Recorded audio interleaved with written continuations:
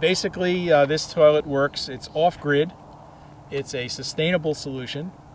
It does not require a septic system. It doesn't require frequent dislodging. It does not require a sewage treatment plant, because in the places where we work there is none. It requires a little tiny bit of water, about a cup of water per user, and that water, as I say, is from hand washing. Well, if you look back at this toilet, we have the enclosure off so you can kind of see it all. Person uses the toilet. There's water in the valve that prevents any isolates waste from space.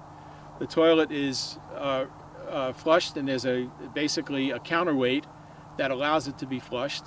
So gravity basically keeps it closed. That water is directly dropped into a digester, and this is out of the ground so you can see it, but most of the time, if the water table is low enough, they're placed in the ground.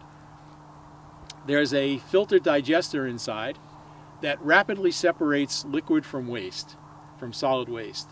The solid waste is digested or composted with an aerobic process that's enhanced with macroorganisms, and the macroorganism that we use is E. fetida, which is a common red wiggler worm. Every 2 to 3 years, the back of the toilet is removed, and you remove pure compost that can be used for building healthy soil and farming. The little bit of black water, there's about 8 liters per day for 15 uses per day, about 8 liters of liquid. That does contain pathogens, and it's kind of like the water that comes over the top of your septic system and out into a 70-foot leaching field. Here, because the liquid is so much reduced, it goes into a little tiny soak hole. But in the S-Lab, we are working even on processing that little bit of black water. And we're very, very hopeful that we already have 3 competing technologies that have now been shown to work.